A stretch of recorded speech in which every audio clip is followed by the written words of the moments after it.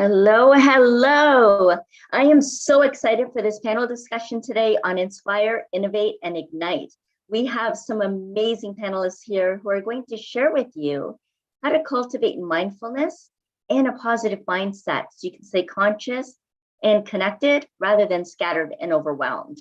We have Jennifer Whittington, visionary leader and highly sought after Quantum Shaman, Soulpreneur, and Headmistress of RISE Innerversity. We also have Reshma Bhojwani here, who is the tribe host of Flourish and Freedom. We also have the business strategist and Master Connector Robert Butwin. And I'm Jennifer Regular, also known as the Soul Illuminator at Lighting the Path, also a podcast host and summit leader. So why are we all here?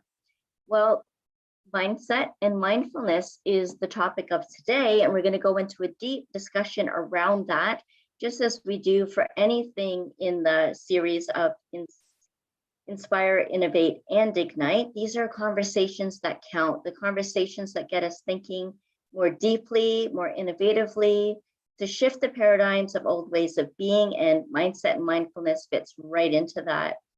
And we can face challenges by the lens that we see the world through. And mindset's kind of like a framework for viewing our reality, viewing our connections, viewing ourselves, how it's mirrored back to us. We also used to talk about attitude, and that's a lot like mindfulness, mindset too. Mindfulness I see more as like a consciousness, a conscious awareness around knowing that we're having this framework that we're viewing reality from. And I'm curious from all of the speakers here today, how that sits for them, what mindset is really about, how mindfulness is really about. So when we're facing challenges, we're also facing them on every level of our being, emotionally, physically, spiritually, and mentally. And if any one of those areas is blocked, then it becomes a challenge of that area, like a mental challenge or a spiritual challenge. And it really points to what needs healing there. So we're going to get into talking about some of that healing and empowerment and spirituality and recovery and all of the things that allow us to live our best life or hinder it. So Jennifer, I'd love for you to start on who you are and what you have to say about mindset and mindfulness. Hi, my name is Jennifer. Thank you for having me on here. I am Headmistress of RISE Innerversity. And mindset and mindfulness is actually how that name came about, because it helps other light warriors who are stepping into a greater mission really know that all the answers they are seeking are inside, which you do need your mindset and mindfulness to start to unlock that, because you got to pay attention to what is going on in the moment. Mindfulness and mindset was one of the first things that I really started to do on this journey to self-healing.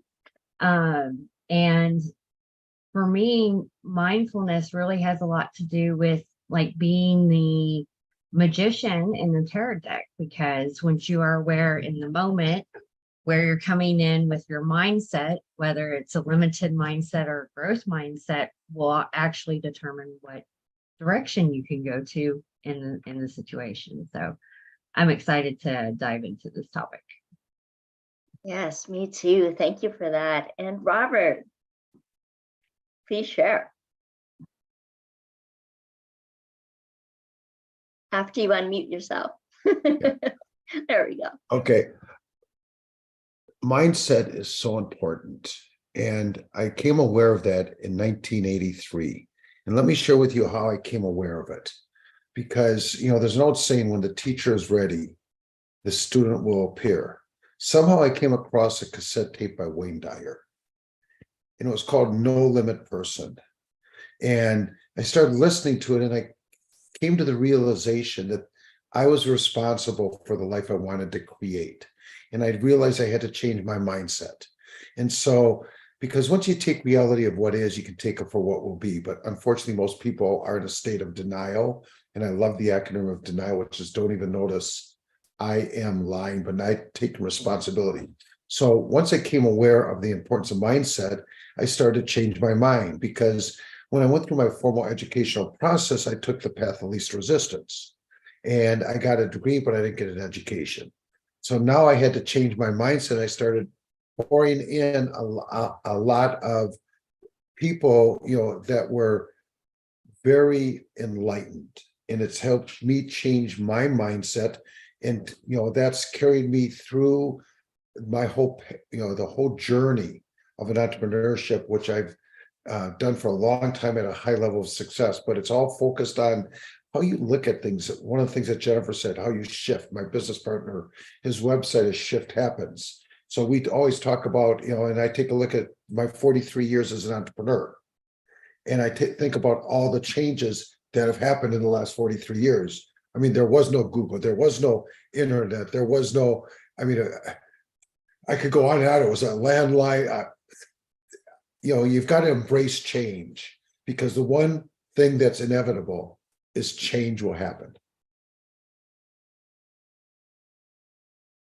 Yes, it will. Yes, it will. And how do you think embracing change would support us? Like, how do we even begin to embrace change? Because so many people are afraid of it. Well, first of all, a lot of it goes back to the words that you speak. For example, when people ask you, how are you? And quite often we ask people, good. Well, good's not good. To me, my mindset, good is not okay. I'm amazing. There's the way you resonate the words, and it permeates throughout you, because again, you've got to be able to, first of all, recognize and understand. You've got to get some kind of clarity. Again, change is always going to happen. So you better embrace it. It's like, for example, one of my mentors, Harvey McKay, wrote the book, Dig Your Well Before You're Thirsty. And I tell people, don't stop digging until you go to water. Somebody poisoned my well, so to speak. So part of the mindset and the change, and again, it's how you look at things. I said to myself, first of all, life doesn't happen to you.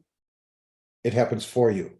As you're going to break through whatever you've got to break through, as you're going to mentor other people in the future, you're going to be able to look them in the eye, speak from the heart, and empathize with them, because it was something that you probably experienced. So you always want to embrace change, knowing it's going to serve you.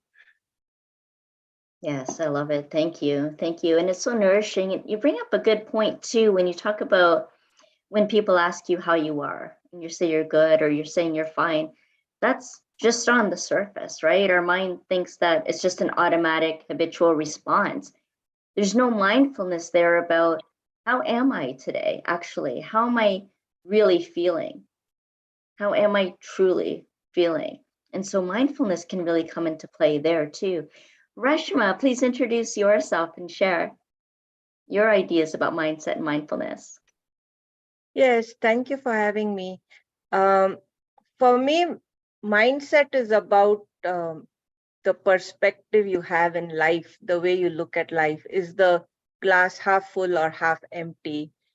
And because the same situation, like say if you have money in your bank account, in your savings, and you can look at it and say, oh my God, my savings is ultimately going to come to an end or whatever. Like say if you're living off. So I started my business and I still have to tap into my savings because I'm not making enough money to pay my bills. So I could say, oh my God, if I don't start making enough money soon, my savings will dwindle, and that's the half empty, right? But if I look at it half full, it's like, because I have the savings in my bank account, it's giving me the permission, it's allowing me to keep working on my business and giving it the time to nurture and work on, because business takes time. That's what happens. People will quit in a year, less than a year, and then they say businesses fail, it's too risky. But if you have your stability and you have a plan and you have some savings, then I'm very grateful I'm able to keep working on my business versus fear-based, go and get a job, So that's the mindset of how you look at things and challenges and life perspective. So and also mindful of how I spend my money, right? So that I stretch it and I make it last longer. So that's mindful living, mindfully planning things, working on my business. So for me, that's how mindset and mindfulness are associated and work. Absolutely. Yeah. The way And we frame our reality and look at it is going to be the way that we operate in that yes, reality. Yeah. right. And it gives me the freedom to work on my business. Mm. So I think stability, mindfulness, mindset gives a person freedom to live the life they want, the way they want it, and fulfill their desires versus not even attempting and worrying about what people think. Absolutely. I love it. And setting up the conditions to thrive through that. Yes, yes. And we have someone else who's joined us in the Zoom room. Guess who? Would you like to introduce yourself? Yes, my apologies. Yes, sometimes things are beyond your control, and that's where your mindfulness and mindset come in. So oh, it says guess who? I'm going to have to change that. So I'm Lesley Nase, and I am a spiritual advisor and communication specialist. So I will change my mind. And what was the question that you were asking everybody? Yeah, Lesley, for you to introduce yourself and your ideas around mindset and mindfulness and what inspires you about that and being able to share your messages around that. So, just given the last 10 minutes or so of actually more than that of mine trying to get on to the panel to be part of the discussion, it's and I spent a week without internet, and it all came about because it said, oh, you can upgrade. It's like, oh, sure, who doesn't want to up level their game and upgrade, have faster speed, and let's do that. Only something happened within that time that I had said yes to that. And it wasn't till yesterday I found out that the speed that I now have is more than. And so my modem wasn't connecting. And it was a time for me to kind of say, why am I not connecting? Why do I have to continually reset in order to do the work that I'm doing online with people and the clients? And it's like sitting back and being mindful to breathe into that and just to allow you to be so present with whatever is happening and not feel like over the top, oh my gosh, I can't get this.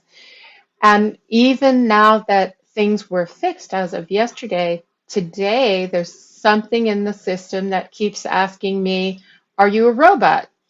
It's like, okay, I'm not a robot. But it took a while for the whole thing to process to be able to be here and be present. So all you do when you're really, to be present with whatever's going on with you is to make sure that we have 70,000 thoughts in a day. So where are those thoughts going? And how do you bring them back to yourself and what you really want out of life? And some of that mindfulness is to connect with your breathing and your heart and just go, all right, this is where I'm at.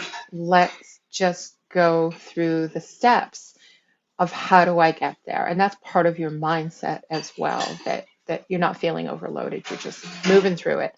You're getting back into the flow of life. Absolutely. Yes. So we can stay conscious and connected rather than being scattered and overwhelmed. Totally. I'm curious how mindfulness entered your life, how you started cultivating that. So Jennifer, I'd love to hear your story around that.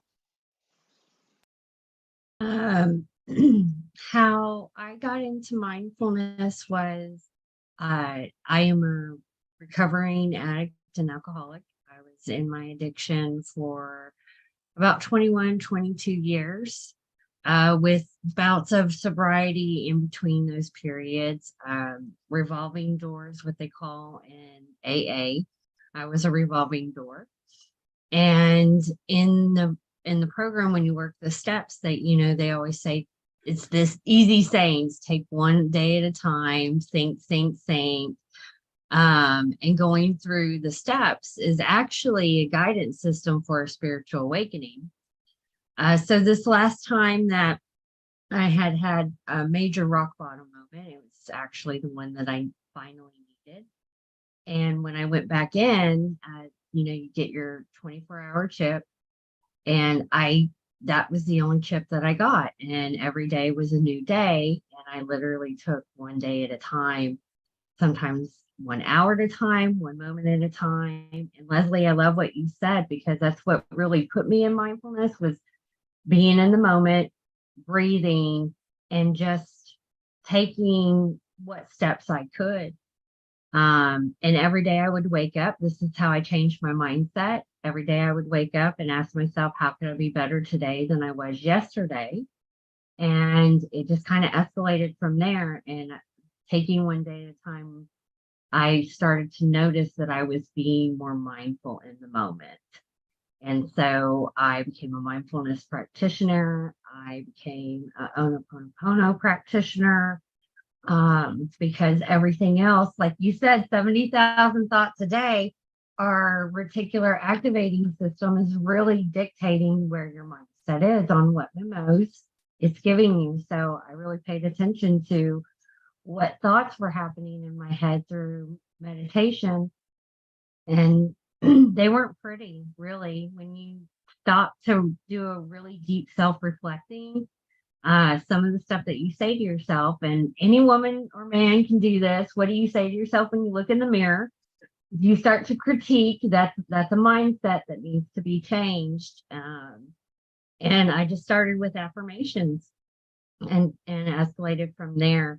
But mindfulness is one of the embodiments that I recommend to my client before they dive into pretty much anything, even if it's business development, learning about their human design, diving into astrology, any of those things. Because once you learn mindfulness and being in the moment and recognizing what's happening, that life's happening for you instead of to you, is when you can really start to become the alchemist and shift your direction. But it all starts within the moment, because that's where all the magic is happening. So that's what led me here today. I'm so glad you're here. And I love the alchemy too. We get to play with that. It is. Robert, what do you think about all of that? Where does mindfulness fit into your life? It's everything. Absolutely everything. Let me share with you, I started mentioning about listening to Wayne Dyer, and I started to realize there was a different way of learning. I turned my car into a university, for those of you that are old enough to remember what a cassette tape is. But early on, I came across a cassette by Michael Gerber called The E-Myth. And he starts off the cassette saying 4 to 5 businesses are going to fail in the first 5 years. Then he says, if you're one of the 20% that make it through 5 years, don't breathe a sigh of relief, because 4 to 5 of you are going to fail in the next 5 years. So I'm listening to my self-talk, because that's really, I think, part of the foundation, how we program ourselves, is listening to and understanding the words that we really speak. So as I'm listening to this, I said, that's not me. Failure was not an option, is what I started to program myself. I talk about the fact that I didn't have the luxury to not have the right kind of attitude, because I also realized that there's a direct relationship with your attitude and your altitude. So, Ben Sweetland talked about success is a journey, not the destination. So you better enjoy the journey. But as I came across my first live mentor, one of the things that he mentioned to me, because your mind, you will usually work faster than reality. And so he says, you need to have the attitude of gratitude. Be grateful for where you are as you're going to where you deserve to be. See, if you're an entrepreneur, if you're out doing something, you're in action. Every action is going to give you a result. And when quite often people will have a negative result and they will embody the fact I failed. Well, first of all fail is for all I've learned, but it's how you look at it. You know, when you do an action, you're going to get some kind of an experience based on whatever activity that you did. And so experience is what you get when you don't get what you want. The point is, when you have an experience that doesn't go your way, how do you process that? You know, I take a look at it, you could process, okay, that validates I'm not worth it. That's not an option in my mind. Again, you know, I take a look at that experience as a stepping stone because I know what I deserve. I know what my life purpose is, which is to live a life of meaning by making a positive impact. The way of how you win the game is helping others win. The more that you can help others win, what we offer is hope. And if you take a look at the acronym of hope, is helping other people elevate. And if you do that consistently, you will live a life of meaning. Amazing. Amazing. I love it. Thank you, Robert. Lesley, how does mindfulness play in your life? How does that show up for you? How do you cultivate it? You know, it showed up at a really young age, because I am someone who has a birthmark that's very large, as I often little children would point out or other people would point out. And you know, even as adults, I would have people say, you know, you could. And the thing with being a young child, when you have a birthmark and you're that's so visible that people will ask questions, were you burned or whatever else, or what is that, you know, can I touch it? And it's the same as your own skin, it's just a little bit different color. Is that you become someone who is really tuned in to the person who is talking in front of you. To the children, it was always curiosity. They were genuinely asking the question because they're curious. They don't know. And so I treat that always, even as a child, as curiosity.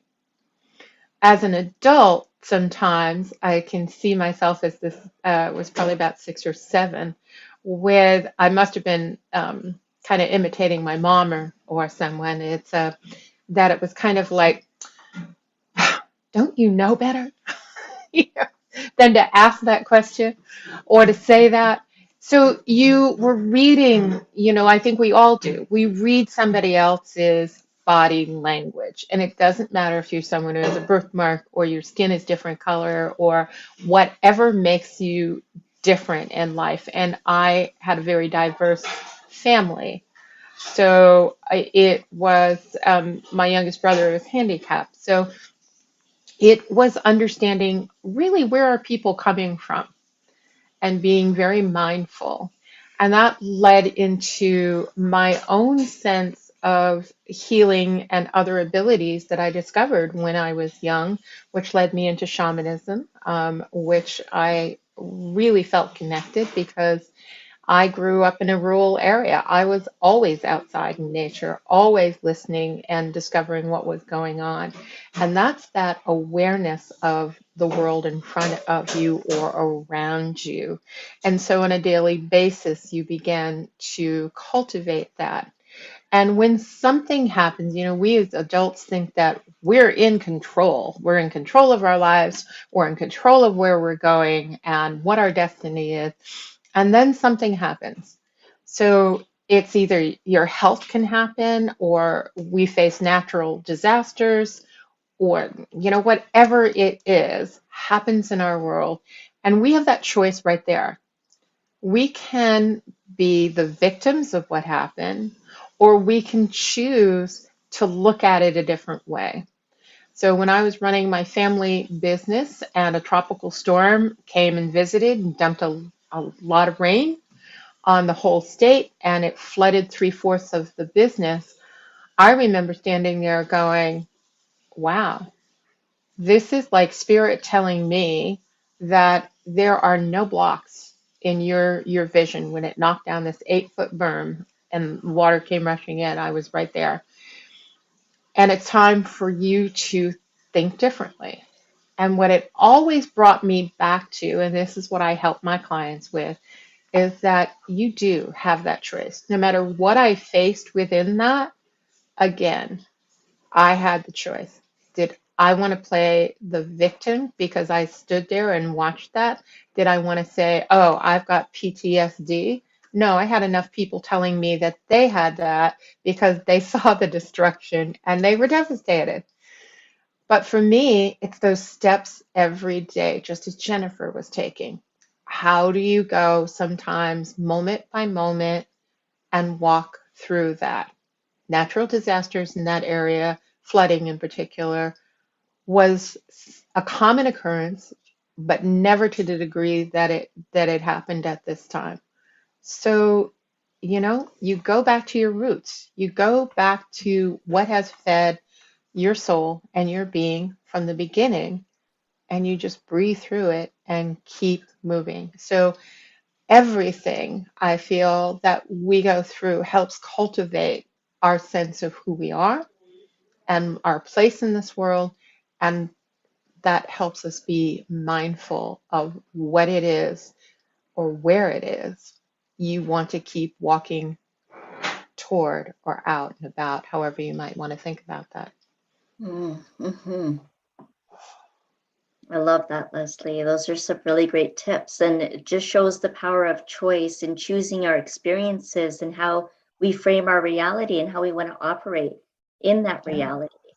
Viewing a challenge as a problem that we love to solve, or thinking that life is so hard and here it is again, something that hits us hard again, and how we're going to move through that, basically, and that we can shift our reality. Our mind's not actually set necessarily. We can change the setting, right? We can change and shift our way of thinking and shift our paradigms and shift our beliefs.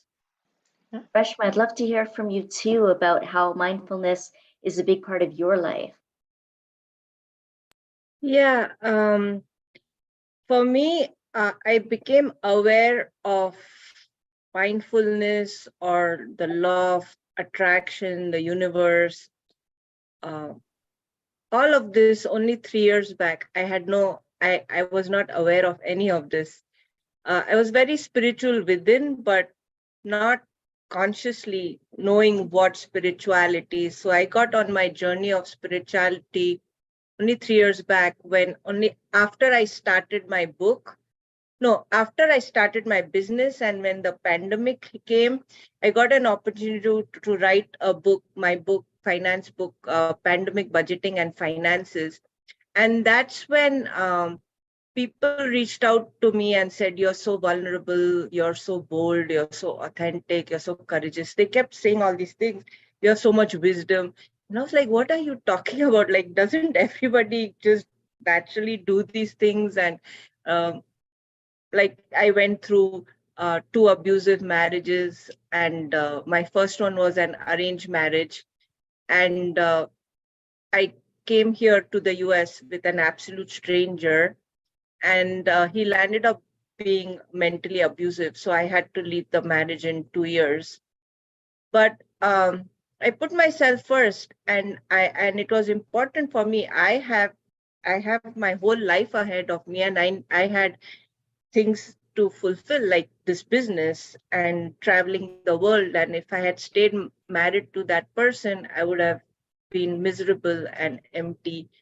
So so those things sometimes need to be done. And I didn't, and I was from, I mean, not I was, I am from India.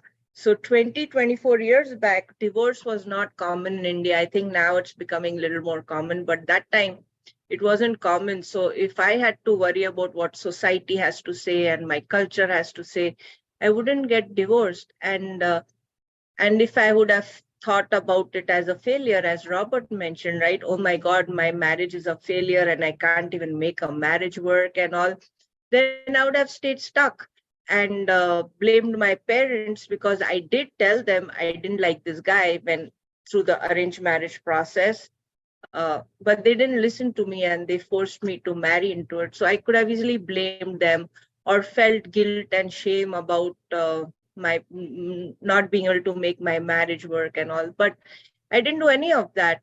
In fact, I didn't even know there was something called shame and guilt because I came to know recently, 3 years back, 2, 3 years back, people are suffering due to guilt and shame and staying stuck in unhappy marriages and unhappy job situations and all. So that's how actually my Flourish with Freedom also was born. And I was like, I need to, it became my calling that I need to help women who are staying stuck in unhappy marriages and whatever other life situations. And I want to help them get out. And there's no guilt, shame, there's no blame, there's no there's not selfish to want to put yourself first and seek out for your own happiness, love, peace, joy, fulfillment versus worrying about what people say. So so that's where my journey started of self-discovery 2, 3 years back. And when I stayed stuck in my own business and I suddenly became aware that I was the biggest problem in my own business, because of, and then people are telling me you can't sell things because you have childhood trauma to go and take care of. First go and do hypnotherapy, then you'll be able to do sales. It's like, what are you all talking about? Like, I had never heard of childhood trauma or inner child healing and nothing. So that's how my journey started. And consciously now knowing what mindset means, what mindfulness means, because I think internally, that's what kept me going through my unhappy marriages, and intuitively I knew what to do, but doing it subconsciously versus consciously is huge. Like now, mindfully, I know what to do, how to manifest, specifically what to do, how to change situations. So it's huge. Awareness is huge and it's key to change. It's key to change. Yeah, we're bringing a lot up about change and how we can even approach that with curiosity, courage, and compassion. I love that you're bringing up too those different frames of references influenced by culture. And the people we surround ourselves with, there's so many things in people, ideas, philosophies, dogma that influences our mental framework and how we live our life and how we might or may not be able to cultivate mindfulness and to even understand or learn about what that means and how that differs from different cultures and the people that we surround ourselves with. And I'm curious about how others feel about that, about where our frames of reference even come from, what even creates that mindset. Robert, do you have anything to share on that? I do. I have a lot of things to share about that, as far as what creates our mindset or mindfulness. And, with everything that's going on today, and there's so much different things happening. I run a room on Clubhouse, How to Prosper in Questionable Times. I take a look at the times. There's so much uncertainty. Is it inflation? Is it recession? Was this or that? There's so much confusion in the media. So it's having the mindfulness to understand the reality based on what you either how you interpret it or how you develop a network of other people of a like-minded that can keep you on track. Because to me, mindfulness is so important. I focus on what I can do to help other people. I take a look at a lot of people struggling. You've got all the social media, people selling it. I mean, the AI, which is good and bad, it's creating more scams, but you're able to utilize it to be more effective in relationship to bringing your world to a larger audience. One of the things that I remember, and a lot of it goes back to how you think or look at it. A couple of things. Zig Ziglar used to say, turn lemons into lemonade. I think of the movie, if you haven't watched it, it's called A Knight's Tale. as it relates to mindfulness, because again, it's how we program ourselves. But in the Knight's Tale, was back in the day where you had to be born into being a knight. But his dad told him, son, you can change your stars. Well, it's not quite that easy. He had to perfect the skills to be able to challenge other knights. But again, as far as how we see things based on the actions and how we determine we're going to have the kind of impact that we have as it relates to making a difference. And that's really, where it all started with myself. I was in Tiananmen Square. It was after the massacre in China, and something came down and spoke to me, and it said, you can change this world. You can be that shining light by helping other people shift how they think or look at things. And so that's where a lot of it has come from. But again, we can make a difference. Going back, there's a parable, if you haven't seen it yet, the starfish thrower. I made a difference to that one as he throws that starfish in when somebody asked him what he was doing. So it's the choices we make and the impact that we want to make in this world. Absolutely. Yeah. What kind of impact do we want to make in this world? Jennifer, what kind of influences or impact have other people, cultures, perspectives have on you? I will say, so before, when I was going through my journey and really recognizing my thoughts, my upbringing wasn't the best. My mom was single mom, had 3 kids, got into an abusive relationship. A lot of abuse happened within that time period. And so when I noticed the shift in me and when I turned into a teenager, I started to rebel, and kind of led me into the direction that I was going. So when I got sober this one time, I knew that it all started here. Whatever was happening, I needed to change this. So when I started to pay attention to my thoughts through cognitive dissonance, anytime that I got triggered, I would start to investigate why I got triggered. And I realized that it had a lot of the stuff that was running up here was stuff that my abuser taught me, what I learned in my childhood, the education system, the bully that picked on me when I was in, elementary school. It really was not my thoughts. It was always someone else's. So we live in a society that is specifically designed to program or influence us by emotions.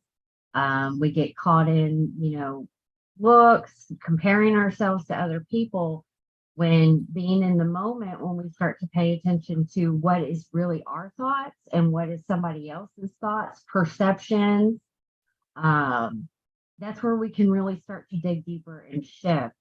What I have found on this journey is that one of the things that I would get caught up on is how other people perceived me. Through human design, I figured out why that was, because my human design does play a lot into that. But what I noticed in that was that I was really giving energy to people who I knew would not support me in the long run. I didn't even resonate with it. And so that was another awareness that I had to have. And through mindfulness and my mindset, you kind of break out of these many realities that have been created within your mind. So it kind of helps you expand and experience the universe in a different way, because we're so trapped with other people's perceptions. Your voice faded out a little bit there, Jennifer, at the end. If you want to try to repeat what you were saying there at the end. I said that after breaking out of all these different types of realities is where we can really start to shift and expand our perception. So Yes, I love how you bring that practice of discernment too, and mindfulness and mindset around that, in being able to discern what voice we're hearing, if it's our own or if it's someone else's. Lesley, both of you had mentioned about like 70,000 thoughts. Like, how many of those are even original thoughts? How much of them actually belong to us in our mind, in our mindset, in our heart, right? Our soul's mind. our body's mind, not just the mind up here, that our thinking mind, but our feeling mind too, and our spiritual mind, and how it affects us on every level of our being as well, as you've been talking about. Yeah. Lesley, what do you have to say, or what have your observations been, or your experiences around what impact others have, others' beliefs, other influences that affect our mindset and the way we approach mindfulness, even there may be different cultural beliefs and so on. I definitely think there's a lot of different cultural beliefs. As I was, I'm sorry if Reshma, I'm not sure if I'm Reshma? saying it right. So, thank you. It's tiny print, so I wasn't sure. But what she was talking about, of not the shame and the guilt, that wasn't within her own self. I have heard Alberto Villoldo talk about, he's a shamanic teacher and an anthropologist. He talks about how, in the Christian cultures, we have Adam and Eve who were in the garden, and that shame and that guilt that came out of being kicked out of the garden. And not every culture has that. And so, is that something that's carried within a collective consciousness? Sure, it is, because there are times where that's repeated over and over and over again. And it was Jennifer who talked about Ho'oponopono. It's like that. How do you forgive yourself? How do you heal yourself of that piece that you carry within that? So culturally, I think that there are things that over time, depending on what you hear and believe and that you ask, this is the one thing I really stress with my own clients, is that true for you? No matter what you're hearing on the news, what you're reading, who you're following, is that rule that you heard so long ago over and over again, is that true for you now? And if it's not, then let it go, because that's not something that you're going to rule your life with.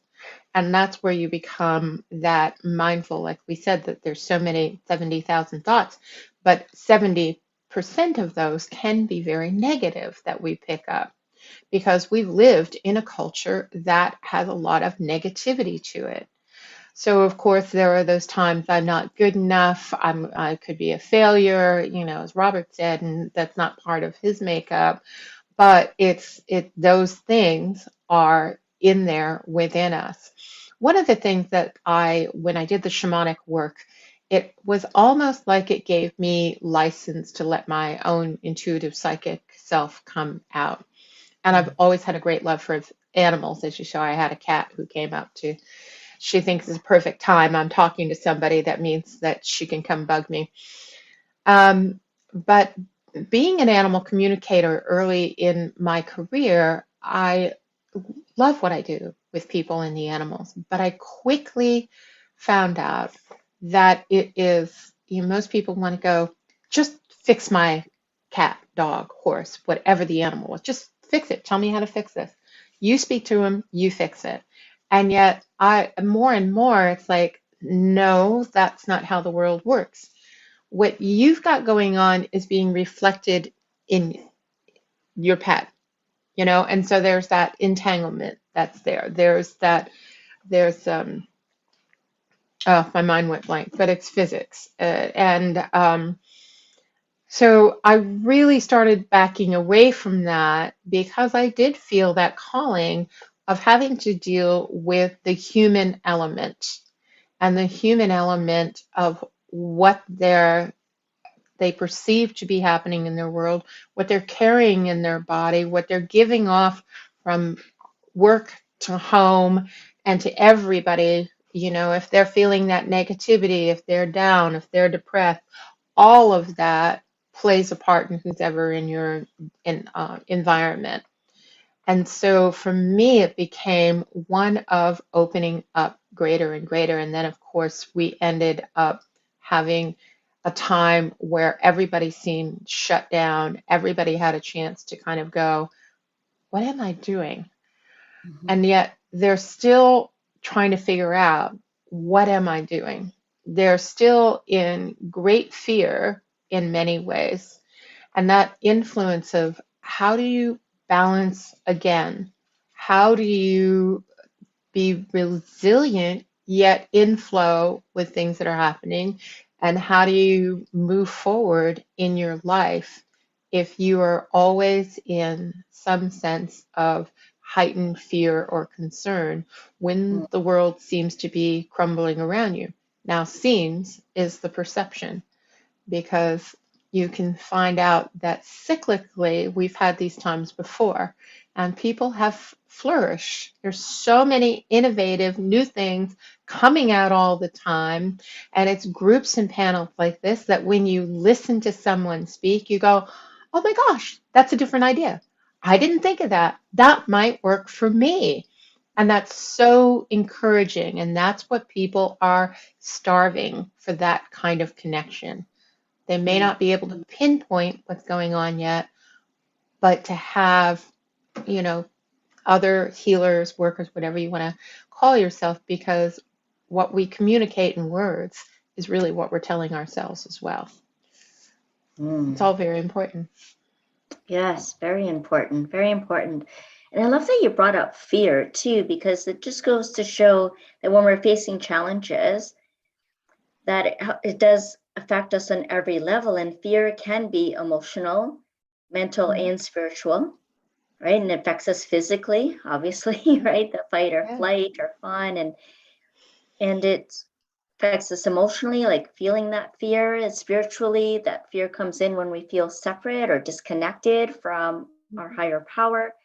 And then also mentally, in the framework around it, when fear could be seen as face everything and rise, or forget everything and run, right? And those aren't the only two choices, but just an example of a framework around that in a construct that we put in as this mindset of fear. Or there's love, right? Lots of vital energy is an acronym for that, and how we can perceive that. I'm going to swing it back to you, Reshma, about, because you had inspired this idea around cultural influences and different perspectives and moving from different countries. And, you know, is there anything that you wanted to add around that, around those cultural influences? Yeah, it's I'm from India, and in India, I've never been religious. I'm a Hindu, but I've never been a practicing Hindu. And I grew up with religion, and I didn't believe in it.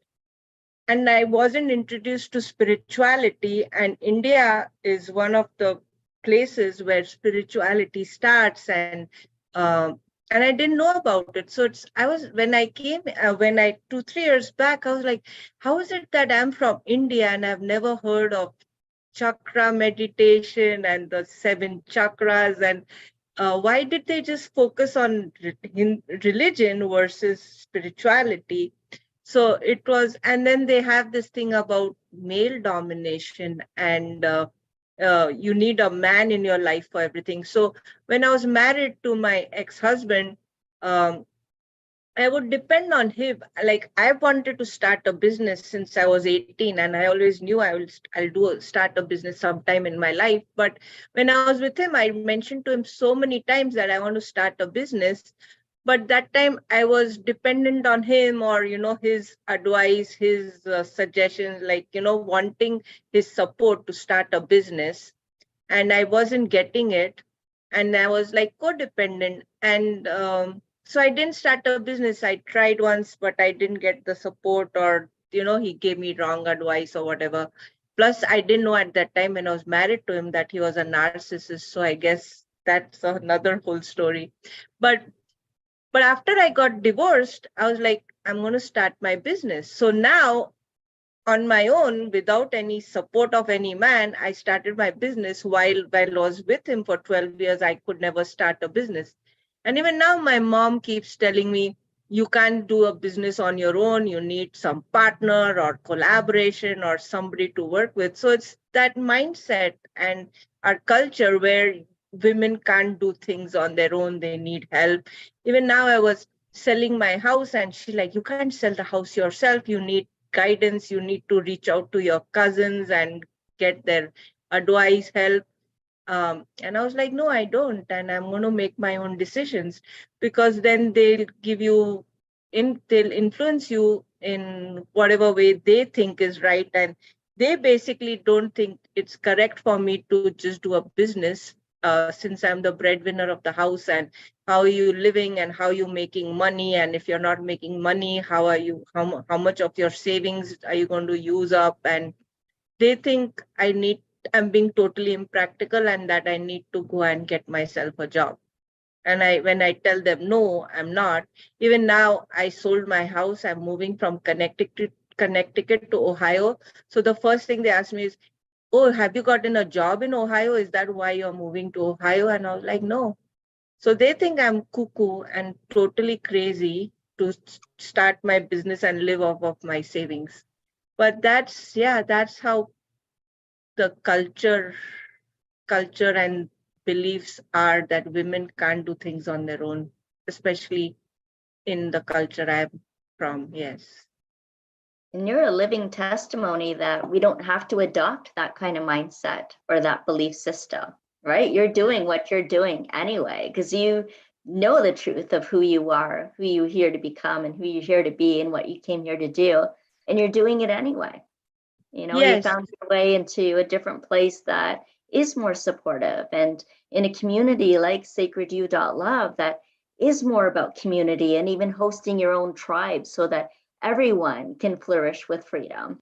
And so I'd love to hear from Sophia Soul, who's here now, who's a co-founder of SacredU.Love, to talk more about that, about surrounding ourselves in community and all of the different offerings that are available here at SacredU. If she's still here. And if she's not, then we'll welcome anyone who's been listening or watching on any of the live streams. If you have any comments, questions, any input, love to hear your views too on mindset and mindfulness. And I'll open it up to everyone in the room here if there's any final thoughts around this subject here in this Zoom room. So Robert, Jennifer, Reshma, Lesley, is there any final thoughts around this topic? I've got a lot of final thoughts. First of all, you're talking about fear, and you forgot one of the acronyms, which is face everything and rise. Once you face your fear, it will dissipate. The other thing, we're talking about beliefs, because if you look at the word belief, right in the middle of the word belief is the word lie. So the point is, as you're shifting your consciousness, you have to, if you really want to thrive, you got to take a look at what are your beliefs that you're holding on to that you should release, that are limiting you, and which of the beliefs that you've got are helping you create the success that you deserve. So, and that's where, as it relates to me, how I changed my mindset, because I know the beliefs that support me, and I had to let go of the beliefs that were holding me back. And the other part of it is we all have certain, when we're in action, we're going to get results, and there's certain lessons we're supposed to learn. And one of the things I learned early on is life will continually trip you up until you learn the lesson you're supposed to learn. So I just take a look at the fact that here's something that happened that was for me. What did I learn from this so that I can go to the next level? So those are some of my final thoughts, and I'll leave it there. Thank you, Robert. I loved all what you said, Robert. I love your acronyms. I'm an acronym girl too. For anybody who is watching, if mindfulness and your mindset will absolutely change your life. Just take one day at a time, start paying attention to what is actually playing up there. Ask yourself, is it a belief system? Is it yours? Does it resonate? Is that working for you? And really start to get back to the core of your values and who you are, instead of everything else that's around us. And it's everything. It pays attention to your music, what you're watching, the people you're talking to, family, all of it. And just start getting back to who you are and what's the difference between someone else.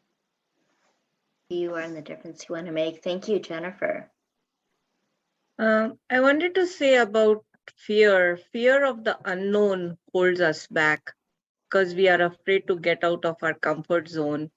But once we just take that leap of faith and take that first step, and it needs to be just one baby step, but a whole new world opens up to us. Like I stayed stuck in my abusive marriage for 12 years because of the fear of the unknown. And I was like, at least I know what he's like and what to expect. And this is my second marriage, which is going to become a divorce. And then God knows what the third boyfriend or husband will be like. So, so I stayed stuck longer than I really wanted to, or at least 5 years longer. And time passes by and we get older, and then it's not worth it. So we just need to have belief, faith, trust in ourselves and do what's best for us. Thank you, Reshma. Do you have any final thoughts, Lesley? I do. Mindfulness and mindset, it's as humans, we're always evolving, always learning, like Robert said, always testing our beliefs, like Jennifer said. And sometimes we do get stuck in ways that we're staying longer than we thought in one section or another. But this human journey is not over until we take that last breath. So until that time, enjoy the ride, because the ride may be unlimited. You're gonna get to the two roads that go different ways, and you pick a different path, and you don't live necessarily in the other one, but maybe there's a parallel life where you do live in that. But enjoy the choice that you made, and just be open to what it is. And you might discover more than you ever thought was possible, because you have more power than you ever knew was possible. Love it. Thank you so much, Lesley. Mm. And all of these wonderful panelists are easy to connect with. I know that Sophia is going to share the links of how you can do that and all the special offerings that they have as well. And Sophia, are you here now to share about our sacred community at SacredU.Love? I am, Jennifer, and thank you ever so much. This has been a wonderful panel. I'm ashamed I wasn't able to join at the beginning, but I have been listening in the background, and I've loved everything, what everyone said, and all your tips, and to create or to be mindful in our daily lives and everything else, and to have to have that, or to create that mindset that helps us. And I love what everyone has shared. Yes, we have been, all our beautiful VAs have been putting all your links in the comments. So for everyone who's watching live, do check out those links and connect with these wonderful people who have just shared their passions for the last hour with everyone. Before we wrap up, I just want to ask very quickly, and I'm just going to turn off my phone. Reshma, who is a wonderful host, I heard you talking to Reshma. Do you want to tell us about your tribe a little bit? Sure, yes. My tribe is Flourish with Freedom, and it's on every Fridays at 6 p.m. Eastern Time. And we talk about how you can live a life of freedom, choosing the spiritual paths to reach where you want to reach, and to live the life you deserve and desire without, on your own terms, without worrying about what people have to say, and putting yourself first. And literally, everybody deserves it, and and they need to just do what's best for them and not worry about what people have to say. And live a fulfilled life. Yes. Thank you, and I thoroughly recommend joining Reshma's tribe. I love it. It's one of the most thought-provoking tribes that we have. It's really great conversations. And Jennifer Whittington, we've got two Jennifers. Jennifer has just recently joined us as one of our new hosts. So Jennifer, I'm really excited about your tribe. Tell us a little bit about that. Yes, I'm actually taking the tribe over from Sophia. So there's a couple people that's already in there, but it's the Spiritual Empire Building Tribe. And we're going to be going over how to build your empire, your business, using business techniques as far as copywriting, marketing, building websites, that type of thing, the techie stuff, but also integrating esoteric knowledge, astrology, some human design, mindfulness, and other things that can help you flourish within your business. So we start Sunday, this coming Sunday, actually. So yeah, which we're excited about too. And last but not least, our beautiful Jennifer Regular isn't one of our tribe hosts, but Jennifer, I don't know if you had a chance, Jennifer, to say that you're our blog writer, and we will be putting all the links to your blogs, and I'm really excited about what's coming up. So thank you for Jennifer. Do you want to say anything about your blogs or anything? Thank you so much. No, I'm happy. Happy that everyone was here and we had a wonderful discussion. Thank you. Yep. And I really thank you. And I really appreciate everyone for being here. And of course, for anyone who's watching the live or the replay, come and join us. Come join us just for $1 Australian. And not for that $1 Australian, you get 2 weeks to try out Reshma's tribe, Jennifer's tribe, and all of our other 20-something tribes, more than 20 tribes, just for $1 Australian for 2 weeks. And then after that, it's just $15 Australian a month. Do click on the links below to do that. We've got lots of panel discussions coming up. Again, click on the links below. We've got all sorts of topics on anything to do with empowerment and spirituality. Check them all out and come and join us. So thank you ever so much.